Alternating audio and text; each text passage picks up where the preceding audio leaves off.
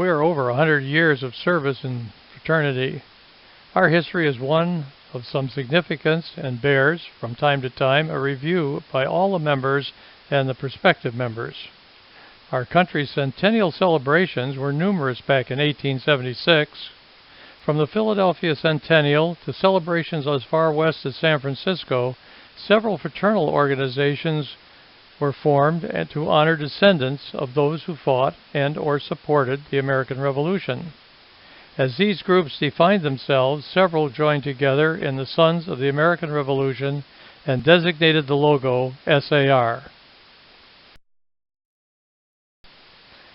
A meeting at the Francis Tavern in New York City on April 30th, 1889, inaugurated the Society of the Sons of the American Revolution. This was the centennial for the inauguration of George Washington as the first President of the United States of America in 1789. The SAR then established within a year state societies across the country and established its main office in Washington, D.C. The National Society was chartered by an act of the United States Congress on June 9, 1906. The charter was signed by President Theodore Roosevelt, who was also a member of the Empire State Society Sons of the American Revolution. The charter authorizes the granting of charters to societies of the various states and territories and authorizes the state-level societies to charter chapters within their borders. Federal legislation then established a federal charter for the National Society of the Sons of the American Revolution. On January 18, 1890, the Michigan Society was officially granted its charter. The meeting was attended by members from several cities as well as the city of Detroit. Following a presentation by the Vice President of the National Society, William O. McDonnell, from Newark, New Jersey, the motion was made and unanimously adopted by those present, and the society was officially organized. The first constitution and the bylaws for the state society was published for them in 1895. Western Michigan became the first chapter of the Michigan Society in 1897. Located primarily in the Grand Rapids area, it would serve members on the west side of the state. Most meetings were to be held in the Detroit area, and over 100 members would travel to the city of Detroit for these weekend events. The 10th National Convention of the Sons of the American Revolution was held in Detroit at the end of April 1899. Civil War Major General Joseph Wheeler and Secretary of War and Major General Russell Alger attended, and a grand parade proceeded up Woodward Avenue in the most formal way from the railroad station to the Russell House upon their arrival.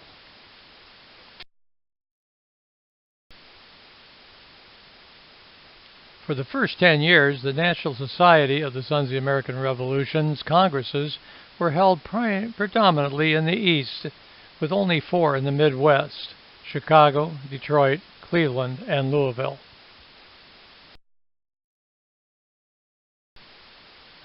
The National Register, Sons of the American Revolution, noted that the Michigan Society in 1901.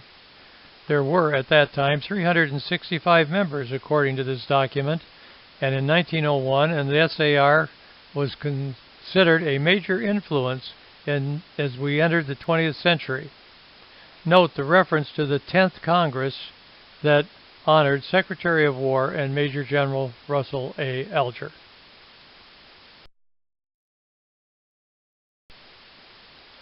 As the second decade of the century began, there were major activities at the national level.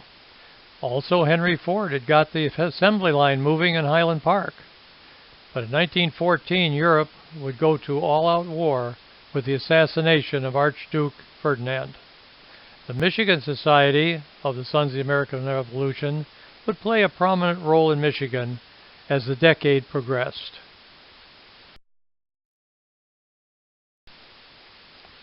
Detroit has been a major center for the Michigan Society of the Sons of the American Revolution, with most meetings being held in the city. There was no notice, however, of the Detroit chapter in the March 5, 1913 State Society Board of Manager meeting. But as we will see, a group of the compatriots in Detroit had signed a petition to form and organize a chapter.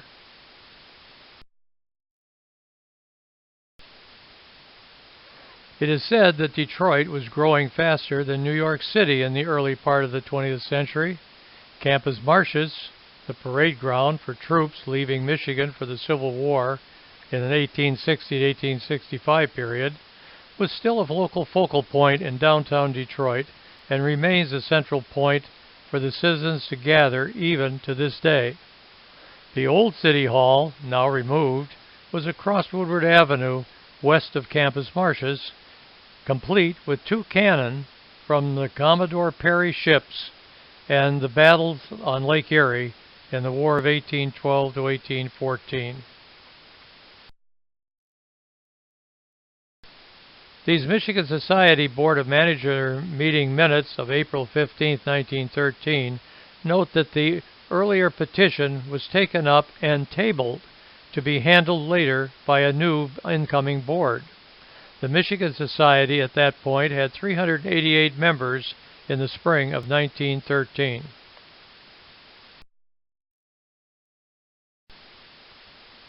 On May 2, 1913, at the Michigan Society's Board of Manager meeting, probably held in the Ford Building in Detroit, the application was taken from the table, reviewed, and approved to add the local Detroit chapter. The discussion, as one might expect, continued to determine how the $3 dues would be handled for the fiscal year. As shown in the photographs, high-rise buildings were making the landscape. The majestic building still exists on Woodward Avenue and Michigan Avenue. Hotel Pontchartrain was the site of many Michigan Society Board of Director meetings and member banquets. Compatriots came by train, by interurban, by bus, by horse-drawn carriages to the early meetings. Motor vehicles were just getting into common use on the streets, and obviously some of the local members probably drove to the meetings. On November 1, 1913, at the home of President Albert M. Henry in Grosse Pointe Farms, the Michigan Society Board of Managers met to hear President General Roger Clark Ballard Thurston. After the Board of Managers meeting, the Detroit chapter held its first meeting, at which an organization was effected, a constitution adopted, and officers elected. It can be assumed that the President General, along with the State President, Albert M. Henry, presented the compatriots with the charter for the Detroit chapter. There were 21 officers and trustees at this meeting. Other minutes have noted that over 100 members may have attended these state and now chapter meetings in Detroit. President Henry would send his electric cars, those that he was building, to the railroad station to meet the members and transport them to his home in Grosse Pointe. The compatriots that attended the Michigan Society Board of Managers meetings at the state president's home in Grosse Pointe Farms was typical of all the state representation. Note the locations from which they all came. After the state board directors meetings, the Detroit Metro chapter would then hold its first meeting.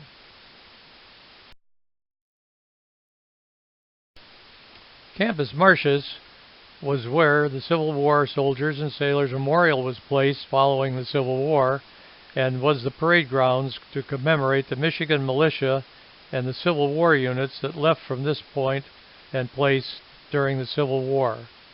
Detroit continues to grow, and the city marches north beyond Grand Boulevard. Annual banquets for the MISSAR, the Michigan Society, were held in Detroit each year. President Henry presented the slate of officers for the 1915, and they were elected. Note that the Detroit chapter was the host and presented the first greetings to those in attendance. Chapters at that time were Detroit, Grand Rapids, Kent County, Ann Arbor, Iron Mountain in the Upper Peninsula, and Pontiac. These annual meetings were complete with a black tie and the ladies in their full finery banquet and ball on the Saturday night. That evening's events was complete with a full 5-piece or larger orchestra. This year it was in the Cadillac Hotel, now the Westin Book Cadillac on Washington Boulevard.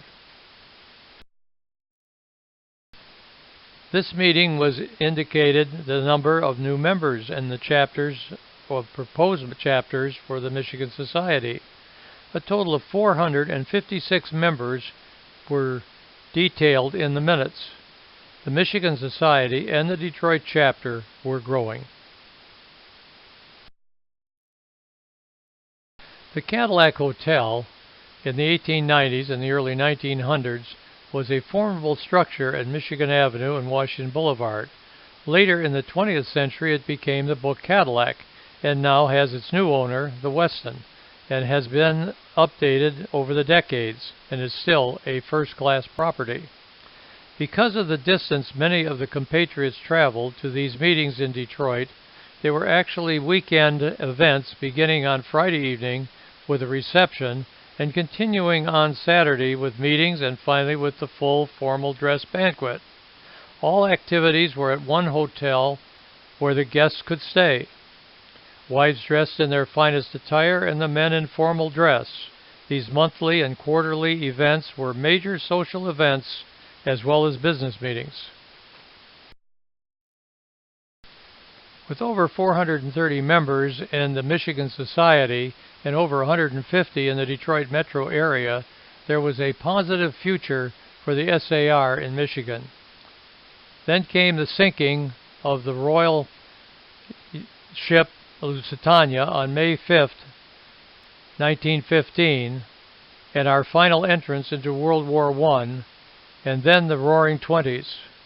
The Great War took our attention and it dominated our meetings. The 20s went better until the crash of the stock market in 1929. In late 1916 and again into 1917, the Detroit chapter held 5 meetings. The first, October 14, 1916, the meeting was held at the Statler Hotel and discussed the South American republics. On December 18, 1916, a meeting held at the Detroit Athletic Club discussed patriotism and health. On January 19, 1917, over 100 members heard a presentation on the Chinese Republic and the United States. On February 16, 1917, the topic was about the aviation section of the U.S. Army. The Royal Flying Corps was represented and stated that if England had spent the $150 million on airplanes instead of munitions, the war would have been over a lot sooner. Trench warfare was very costly in lives. On March 6th, the subject was about the Council of Defense, and on April 6, 1917, the U.S. joined with its allies, Britain, France, and Russia, in fighting in World War I. Under the command of Major General Blackjack John F. Pershing, more than 2 million U.S. soldiers fought on the battlefield in France, particularly from late 1917 until the armistice November 11, 1918. On June 1, 1917, the annual meeting of the Detroit chapter was held, and the subject was home defense, prepared by the American Protective League. We were at war on the home front as well as in France. At the June 1, 1917 annual meeting of the Michigan Society, featuring the Honorable Elmer M. Wentworth, President General of the National Society, the reception and banquet was decorated with American flags and emblems of the SAR. In addition, the British flag was also in place. The president of the Michigan Society was Clarence M. Burton, who was toastmaster for the evening. Patriotic airs were played by the orchestra and sung by the compatriots and their guests. Speakers at the banquet included military representatives from the various services who spoke and noted that the Michigan was involved in the actions related to World War I, or if not at that point, would be soon. The Michigan Society declared in a resolution that our freedom was in danger and that the Michigan Society pledged its support to the government and promised to lend any aid and any assistance to any task that may be imposed upon the Society and its compatriots. A copy of the resolution was forwarded to the President of the United States, the President of the Senate, and to the Speaker of the House of Representatives and Congress assembled. Though the United States entered the conflict in Europe in April of 1917, the American doughboys did not go into combat until late in 1917 and were most active in France from April to 1918 until the armistice that was signed on November 11th. The 32nd Red Arrow Division was made up of many Michigan and Wisconsin National Guard units. The unit of the division is shown here, headed to the front. The Detroit chapter held its June 14, 1918 meeting in the Board of Commerce. 8 fathers of sons serving in France spoke about their sons' actions from letters they had received. General Charles A. Coolidge spoke to those assembled. Following the armistice on December 5th at the Detroit Club, the Reverend Glaucius Glenn Atkins told of the experiences of the YMCA as it provided support to the troops at the front. As World War I ended and the country got back to peacetime, Detroit continued to grow and prosper. Streetcars moved citizens along several main arteries, including Gratiot, Woodward, Grand River, and Michigan Avenues.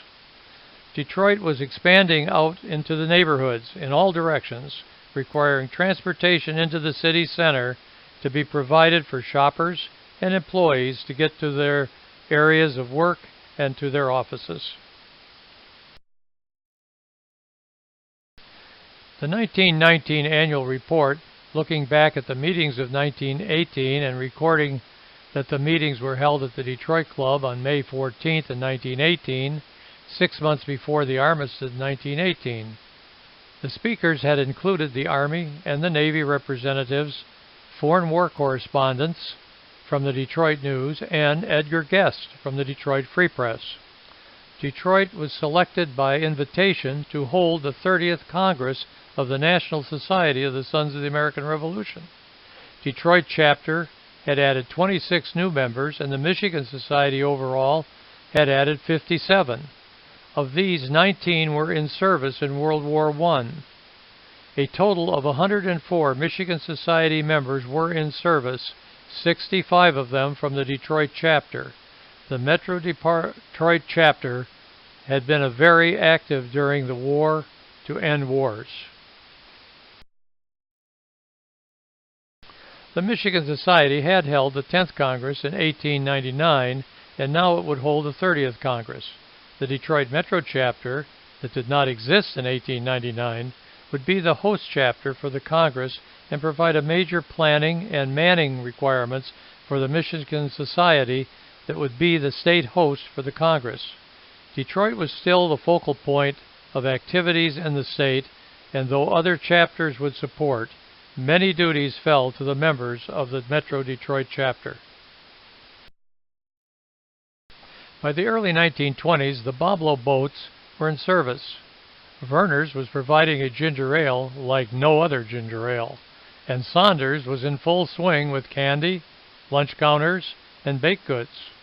Detroit had it all going for it, including the Purple Gang and the rise of high-rise buildings like the Penobscot and the National Bank building. There were plenty of things to do in Detroit, and visitors were welcomed with various activities that would allow them to stay in fine hotels and shop in great stores like Hudson's, Crowley's, and Kern's. These post-war years leading into the Roaring Twenties were a high-level mark for Detroit and the Metro Detroit chapter of the Sons of the American Revolution. The 1925 meetings provided several topics of interest, including the capture and the execution of Major Andre, a discussion of the military court-martials, and an appropriate book review. The state societies met at the Statler Hotel on December 30th, 1925, and entertained the motion to have a future state board meeting in Grand Rapids. At the January 7th, 1926, the Board of Managers of the State Society met at the Cadillac Hotel, and it was announced that the next state meeting would be held in Grand Rapids. State Society was becoming aware of the need to move the meetings around the state of Michigan and to involve the members from other chapters. Also, it should be noted that the roads were in much better shape for transportation than they had been in the prior decade, and the total road system was improving. If the activities of downtown Detroit was growing during and after the First World War, it was doubling and even more during the Roaring Twenties. Woodward Avenue added police in towers to direct traffic and streetcars moving freely up and down the Woodward Avenue. Automobiles were the thing, and traffic jams were increasing. The fiscal year ending in April 1st, 1926, showed a total membership of the Michigan Society of 726. This was up from 710 on the rolls the year before. Detroit had added 11 new members during that year while losing only 4. At this point in our history, there were 11 active chapters across the state. In 1926, at the height of the Zeppelin era, that is lighter than air balloons type airships, the U.S. Navy's airship USS Los Angeles paid a visit to the Detroit area. Here it is shown hovering over the city on its way to the Ford Airport in Dearborn. The mooring mast for the airship was at Ford's Airport in Dearborn. This picture shows the U.S. Los Angeles moored at the mast so that the crew could exit via the ladder in the mast center. Ford's Airport, now a vehicle proving grounds, was the home for the Ford Airlines. One of the pilots flying the trimotor that day was Charles A. Lindbergh. The Dearborn Inn was originally built to care for the passengers flying the Ford trimotor. The beacon at the airport was a part of the mooring mast and located near the center of the field. By this time in the 20s, air travel was becoming a new way to move people across America. The mail had been moved by air for some years after World War I, but now we could move passengers as well. Lake steamers with over 200 passengers were traveling the Great Lakes from Detroit all the way to Duluth, Minnesota. These large side paddlers were present on the lakes for several decades. One can remember the D&C Navigation Company with the western and eastern states, the city of Cleveland, and the city of Detroit ships that traveled between Detroit, Put-in-Bay, Cleveland, and Buffalo, New York, well into the 1950s and early 1960s. So, as ways of travel became more available and roads were improved, as well as the vehicles that ran on them, the Michigan Society and the Metro Detroit chapter became a more modern organization. From the roar of the 1920s came the bust of the 1930s. The stock market crashed in 1929, and Hoover left the recovery to FDR in 1932. Those were the dark days in Detroit, with most of the workforce from the auto plants left to fend for themselves. Families were put out on the street if they did not pay their rent or make their house payment. There was no government support, and no food was readily available. The Dust Bowl of farmlands contributed also to the despair. If not for the retooling for war in the late 1930s and the slow recovery from the 1922 depression, we may not have been ready to respond so quickly for what was to happen on December 7, 1941. As SVR took office in 1933 and tried several programs to get the economy to grow, the Detroit Metro Chapter held elections on June 14th. FDR had started the New Deal, and the CCC and other government make work programs to reduce the unemployment. On September 18th, a debate on the New Deal was held at a chapter meeting featuring students from Wayne University. On October 17th, a film was shown at the luncheon meeting at the Hotel Statler showing the progress of airplane development. Remember, it was biplanes, and the first low-wing planes were racing planes. Not much of it had changed between the 20s and up to this point in the 30s. World War II had begun in Europe. Hitler had invaded Poland and annexed Austria. The next would be Belgium, Holland, and France. Churchill was made Prime Minister, and he and Roosevelt had met on the high seas. Lend-Lease was our answer to supporting England as the days grew dark and Europe was plunged into another all-out war. The Detroit chapter at the November 19, 1938 luncheon meeting was addressed by Captain C.E. Jones, Quartermaster Corps, United States Army, on industry in the next war. We needed to prepare the arsenal of democracy, even though we were not yet in the fight. In the Ann Arbor meeting of December 9, 1938 at Newberry Hall on the University of Michigan campus, Frederick W. Seitz spoke on Whither Goes America, and the male students, all of who were belonging to the CAR, were invited. Coffee and donuts were served. These young men would see a lot of coffee and donuts in the years to come. By the early 1940s, we were at war. Rosie the Riveter was building airplanes, and their young men were in the service.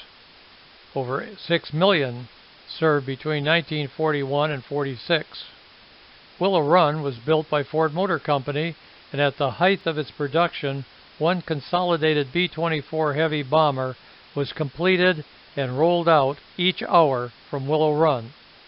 Tanks were built at the Warren Tank Plant next to TACOM in Detroit, and Detroit had become the arsenal of democracy. Most of Detroit, as well as most of the United States, were totally involved in World War II. By 1945, with gas rationing, food stamps, 7 days of week work schedules, and many members at war, no congresses were held. There was no records archived during these years, and we could not find any archivists that knew anything about where they had been placed, if there were any. Perhaps the archivists were building war machines or overseas. Many meetings were just officers and not available to the overall membership. As the war came to a close, Harry Truman took the reins with the death of FDR, and the United Nations was born. With just 4 years of post-war reconstruction progressing, the North Koreans invaded the South. It was June 25, 1950, the United States and the United Nations went to aid the South Koreans. We were again at war, and we were winning this time, though we had already over 36,000 dead. MacArthur wanted to go into China, and Truman fired him. Ike became president, and the interstate highway system was born. JFK was elected, and we went to the moon and back, though he never saw that result. JFK and LBJ got into deep action in Vietnam. De Gaulle had told them to stay out of there. His advice was not heeded, and many young people did not support. We were hurt on the battlefield and wasted on the home front. The effects were felt beyond the end of the century. The Detroit chapter, following World War II, provided medals to the families of members who had lost their lives in World War II. This activity continued into the Korean and the Vietnam conflicts. We also provided medals to recognize the theater of activity of the service members and to those who were wounded in action. There are 4 national cemeteries in Michigan. 2 are now filled and closed. This one, the Great Lakes National Cemetery, is near Detroit and in Holly, Michigan. Another is at Fort Custer. Both of these cemeteries are open. Each December, we place wreaths on these markers lest we forget the service and the sacrifice. The Manhattan Project under General Wiley C. Groves and Dr. Oppenheimer produced the atomic bomb during the Second World War. Used in Japan, it ended World War II. Many tests of atomic, neutron, and other nuclear devices put numbers of servicemen and citizens at risk of radiation poisoning. This is a picture of the tests at the Bikini Atoll in the Pacific. Many of the tests in Utah and Nevada caused alarm due to the high levels of radiation emitted from these tests. During the 1950s and 60s, tests were conducted as the nuclear devices were perfected.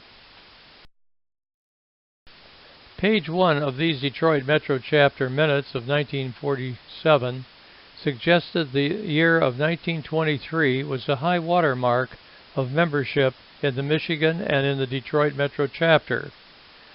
Changes were beginning with regard to the fraternal societies, and the changes have continued into the second half of the 1900s.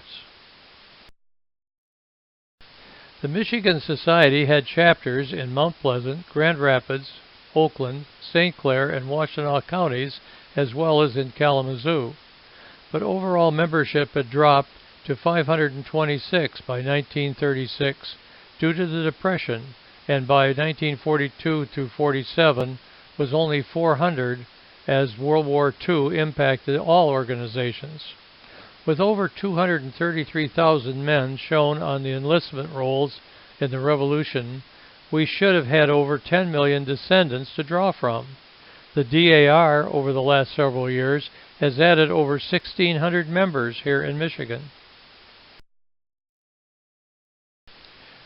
With the Korean War, the Vietnam War, and the Flower Children experience, we were becoming a different nation than we were before and during World War II. GIs were coming home, getting married, going to college, raising a family, and moving to new suburbs away from the center of cities.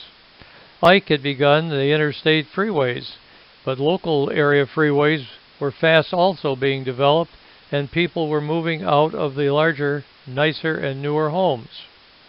We had lost our feeling of patriotism, and for some, particularly in the 60s and 70s, our love of our country, our government, and for those who served.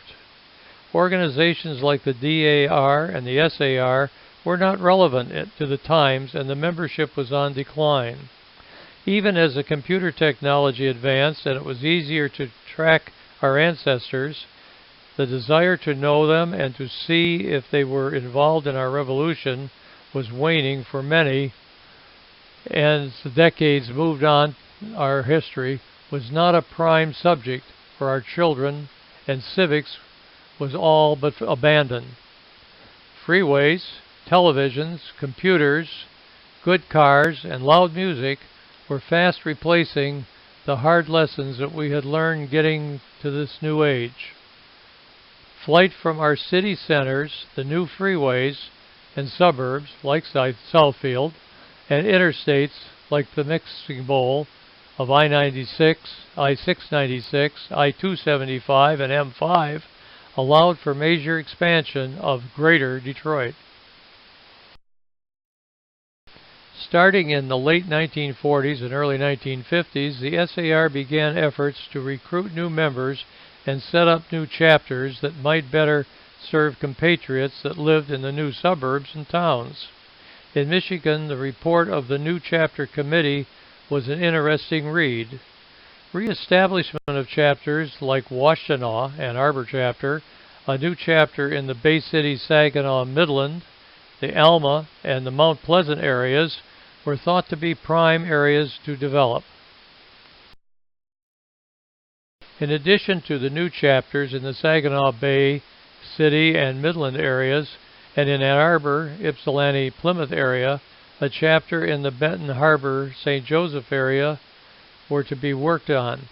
In Ann Arbor, the efforts did not seem to be satisfactory, as not enough compatriots showed up and showed any interest in starting a chapter.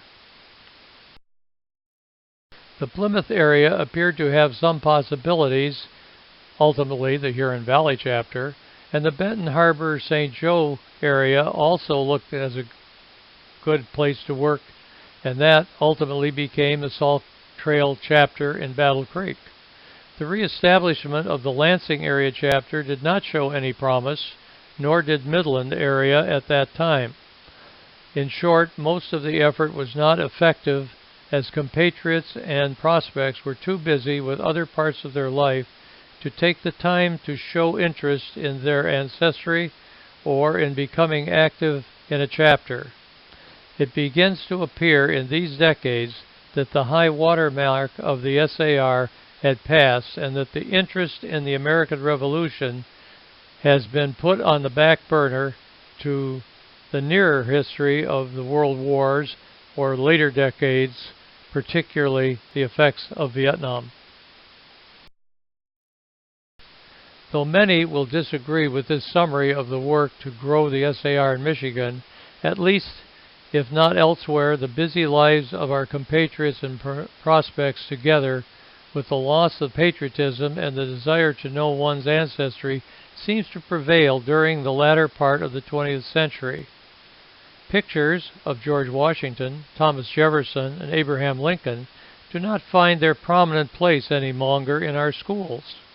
Passing laws allowing the children not to salute our flag, or even to be taught the significance of it, hurt our efforts to light the fire and to increase our membership in our activities. It appears other subjects are more important to our children than how we became a nation or what made it happen. Many children believe our country began with a civil war, showing how shallow our history studies have become. July 9, 1969, the Eagle had landed. Neil Armstrong and Buzz Aldrin walked on the moon. It was a 10-year project that was completed, as requested by JFK, before the end of the decade. Other crews went to the moon, some just to circle, photograph, and return, and some to land and to explore. One had real problems, Apollo 13, and returned the crew safely, however, to Earth. The 17th and last saw the men scoot around the moon on the rover, and Gene Cernan to be the last astronaut to walk on the moon in the 20th century. Political turmoil builded up over the last 40 years. Impeachment is followed by ineffectiveness and successes. Reagan ends the Cold War with Russia, for instance. Bush 41 protects our oil interests, and Clinton effectively balances the budget. Bush 43 had to deal with September 11th and begins two wars in response, one that finishes what his father began and the other that continues on. Obama moves to add uninsured to the health care programs, and the Congress becomes a difficult place to get the country's business done. In 1967, as we enter the last 40 years of our century of patriotic service, the Detroit chapter updated its constitution and bylaws. The chapter is still functioning, but it is not the vibrant activity that it was before World War II. In 1973, Marion Howard Croner from the Michigan Society and the Detroit Chapter became the 84th President General. P.G. Croner is the only of Michigan Society compatriot to rise to the President General position in the 113 years that the SAR had been in operation.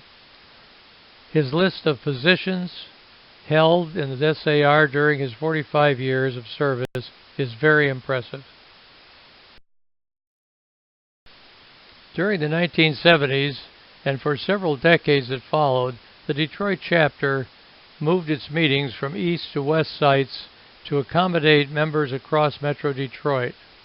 In September of 1977, the meeting was held at the Detroit Main Library in the center of Detroit. It should be noted that members were spread over the 3 counties and most lived and worked out in the suburbs of Detroit. The core membership that once existed in Detroit and Wayne County no longer existed. This made getting a group together more difficult, and some had to drive across 1 or more counties to attend a chapter meeting. The Detroit Public Library is on Woodward Avenue and also Cass Avenue between Putnam and Ferry.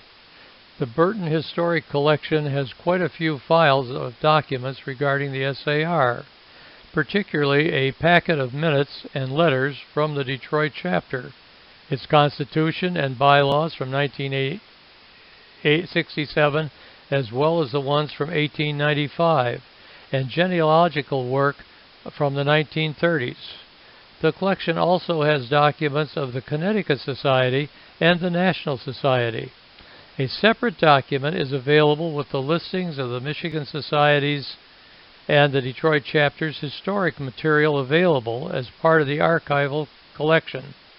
Much of the entry material in this presentation was found or verified from the Burton collection. The December 1977 Metro Detroit chapter meeting had 21 compatriots in attendance. The meeting was held in Bloomfield Hills at the Village Club. This is again an example of moving the chapter meetings to accommodate the members in various locations around the city of Detroit.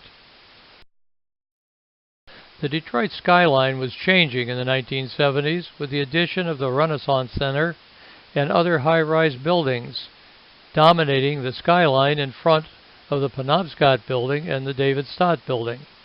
Cobo Hall is at the left on the riverfront. Gone are the Boblo boats and Verner's and Saunders stores on Woodward Avenue. In 1981, the membership roster listed the officers of the state and of the chapters. Mary V. McDonald was the executive secretary. Note that this roster was now being kept by a bank officer and a woman. This was a change from how we had handled our documentation in earlier days and now how we handle it today.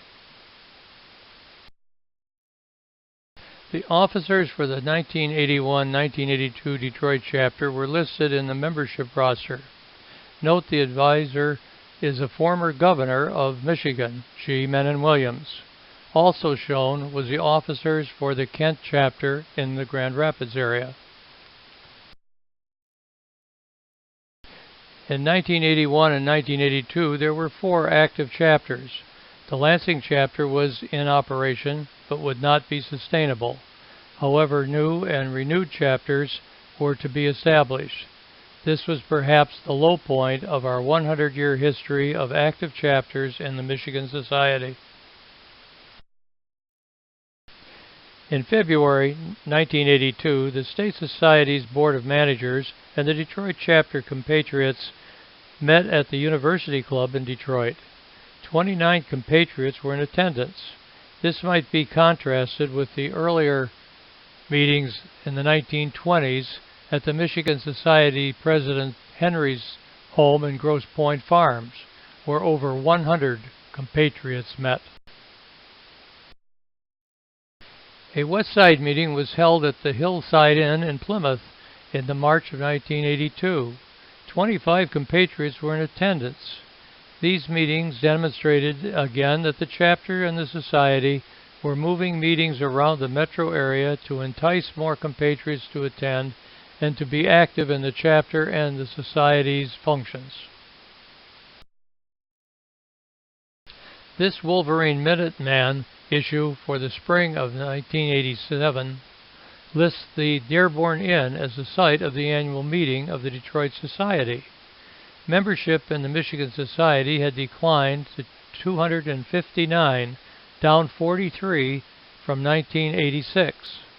Membership was in a steady decline during the 70s and 80s, with attendance also dropping in both the State Society Board of Director meetings and the Detroit Metro Chapter meetings. The 1991 to 1992 meetings of the Detroit Metro Chapter indicated meetings in December, January, February, March, April, May, and June. Other meetings listed were for the State Society. Again, it should be noted that the Detroit Chapter was moving its monthly meetings around the area. State Board of Manager meetings were hosted by other chapters, and the new chapters is noted as formed in Traverse City.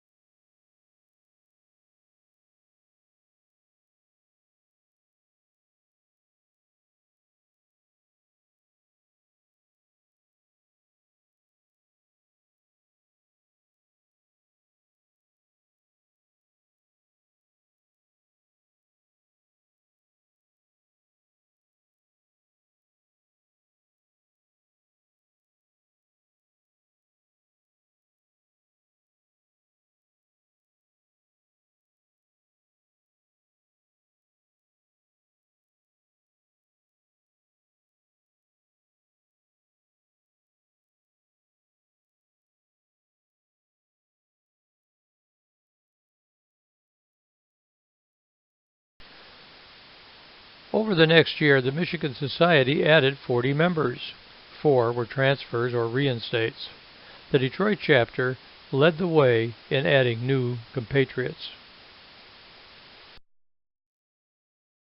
The Detroit chapter and its board of managers on the June 8, 1996, held its meeting at the Botsford Inn on the west side, with 12 compatriots and 13 UEL guests and 4 others who were wives and prospective members. During this meeting, it was moved that all future Michigan Society annual banquet meetings and Board of Manager and Board of Governor meetings would be held and hosted by the various chapters, and all such meetings would be held in Lansing. In the 1996-1997 period, 8 Detroit chapter meetings were listed, with State Board of Manager meeting hosted by the various chapters, including the Detroit Metro section. As noted earlier, the Burton Historical Collection holds some of Detroit chapter minutes and other documents from the SAR.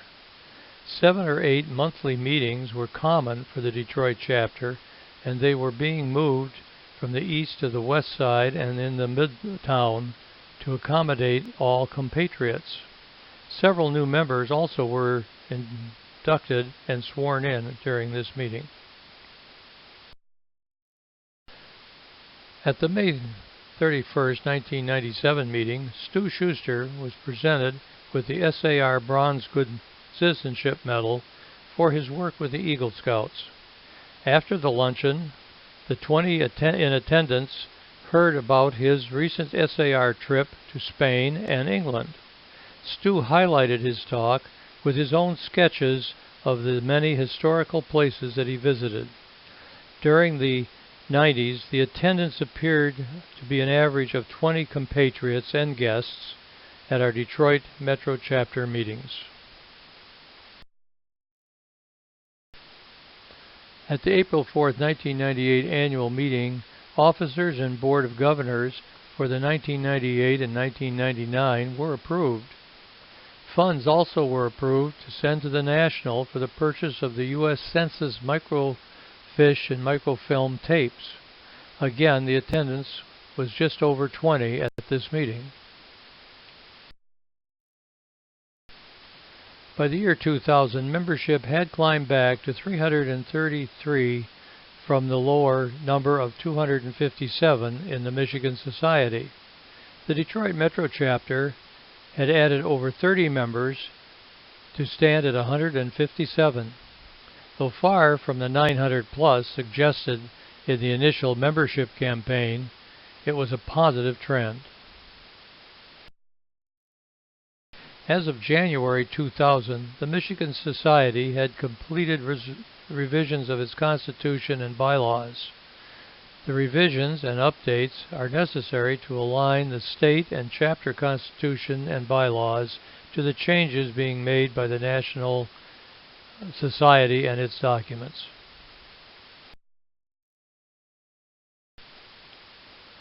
On 6 September 2001, the National introduced the Census of Qualified SAR Prospects project to aid in recruiting and developing prospects for membership in the SAR. These two reports provided direction from the National Society's Executive Committee to the state societies regarding the SAR Census project. The Michigan Society selected Donald Nutt, first vice president, to be the census coordinator and to present the project to the chapters, completed with a questionnaire and the identity of chapter coordinators. This program would be initiated on January 2, 2002. An attempt at the newsletter, the Metro Patriot, was produced in October of 2006.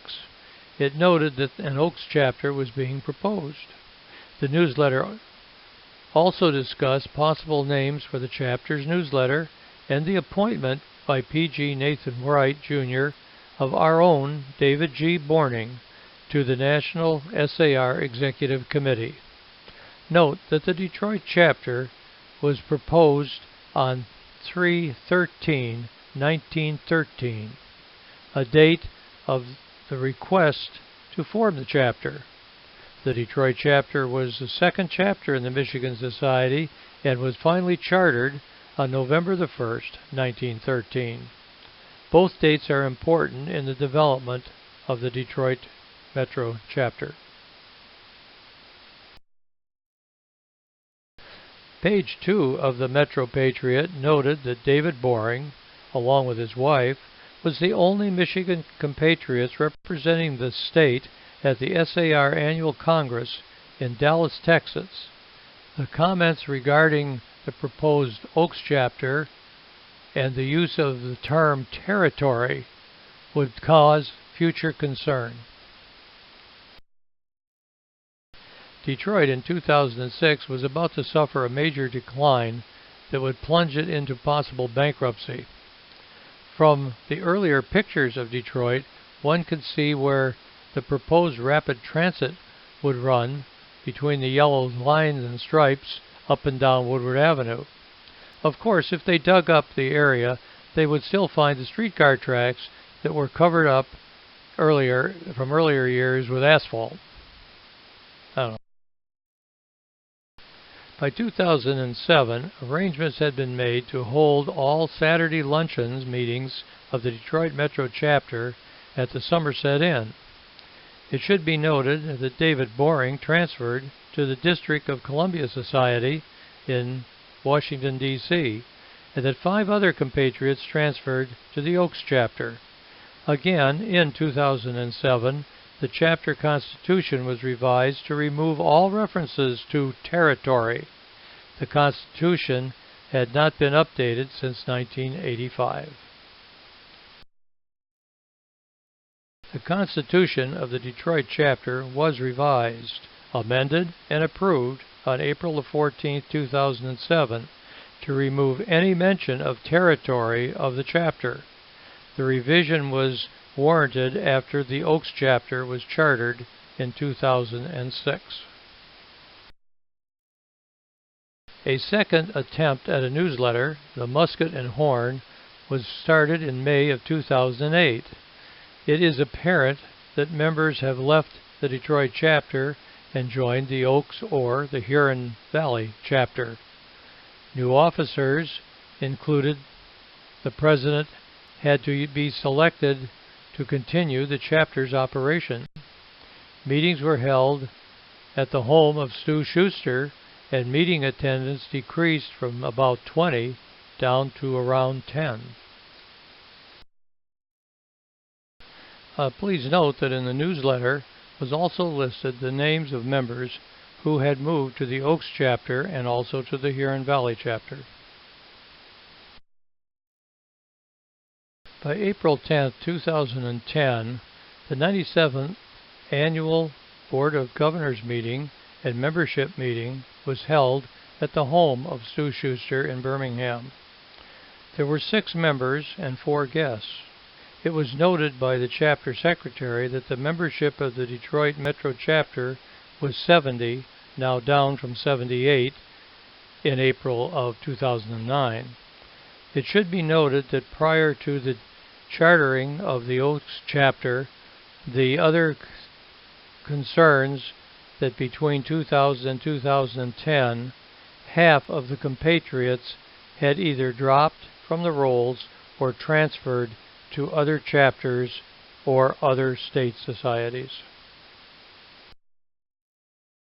In 2010 and 2011, a third attempt at the Detroit Metro chapter newsletter was drafted, but did not produce any other issues. The 2011 annual report by President Stu Shuster covered several of the meetings and notes that the Detroit Metro chapter was represented at a Memorial Day observance in the city of Grosse Pointe Woods. The current membership for the Detroit Metro chapter was 73. Detroit Metro chapter officers attended the Grosse Pointe Woods Memorial Day observance. Meetings of the Detroit Metro chapter had settled on having their meetings at the Somerset Inn in Troy for all of their chapter meetings in the future. The Detroit Metro chapter had 10 members in attendance. Stu Shuster noted that 2013 will be the centennial year for the chapter. Ed Baugh commented that the Tea Party uses the Gadsden flag, so the SAR, being non-political, should refrain from its use. Ed, of course, failed to remember that General Gadsden used the flag in the Revolution and that the Gadsden chapter of the New Mexico Society of the Sons of the American Revolution uses it as its banner to represent the Gadsden Purchase in the southwestern part of the United States. Gene Tomlinson discussed the 2012 SAR Congress held in Phoenix and some of the concerns and problems that needed to be handled by the Registration and Credentials Committee, which he chaired. Dual member with the New Mexico Society and former state president of the New Mexico Society of the SAR, Gene Tomlinson presented the story of the New Mexico Society and the history of Santa Fe and of its Presidio. Detroit Metro chapter officers for the 100th year centennial of the chapter are shown in the picture. Stu Shuster, President; John Miller, Secretary; Kermit Beverly, Chaplain; and Andrew Meeker, Treasurer. The centennial officers for the Detroit Metro chapter are listed below. You will note each are the same as the picture, plus Gene Tomlinson, who was the second vice president. Officers for the end of the centennial year and the 101st year of the Detroit chapter are shown in the picture. Of course, missing from the photo is Kermit Beverly, our chaplain. But just wait. we have him in the next photo. At the October 2013 meeting of the Detroit Metro Chapter, Chaplain Kermit Beverly received the Good Citizens Award and a likeness in character of Kermit's artistic ability from fellow artist and chapter secretary John Miller. This PowerPoint presentation was presented to the Detroit Metro Chapter at the May 2013 meeting from its inception to the World War II period. At the October 2013 meeting, the chapter then saw the next installment of the presentation, including the material found in the Burton Historical Collection at the Detroit Public Library. The final updates, changes, and additions will be added, and the presentation will be placed on the chapter's webpage. It should be possible to have a 1- or 2-page newsletter that can be sent out as an attachment to an email or mailed to those who do not have or use a computer. We need to get the word out. To add members, particularly younger, active members, is a goal that will require individual compatriots' efforts and a forthcoming state membership committee that effectively and efficiently processes applications. As membership increases and activities of the chapter then can increase, and the members can be encouraged to attend and be more active. Stu Shuster and Gene Tomlinson have prepared this PowerPoint presentation to summarize activities that have occurred during the past 100 years of the Detroit Metro Chapter of the Michigan Society of the Sons of the American Revolution, and also to include the MISSAR from its inception as it played a part in the Detroit Metro Chapter. By adding photos of early Detroit, we hope to relate the chapter's activities with the activities of a growing, dynamic city, and also to illustrate the decline of the city and the growth of the suburbs, hence the change in the demographics. There is a lot to do to grow the membership by encouraging prospects to fill out the applications and helping them to complete their family history. In a separate document is the sources of the materials used in this presentation, but a summary of them is listed on the next chart. There are 100 slides in this presentation to commemorate the centennial of the Detroit Metro Chapter. Stu and I hope that you will have enjoyed this PowerPoint presentation, and we encourage you to share it with other compatriots and with new prospects. We've made every effort to be correct in our details, but comments and corrections would be appreciated. Thank you for watching. Stu Shuster passed away February 13, 2019 from cancer. I want to honor him for the great efforts on behalf of the Detroit Metro Chapter of the Michigan Society of the SAR. His many years of service to the chapter and his work to bring this presentation to final form should be a living tribute to him. He was my friend for more than 50 years, and I will miss him forever.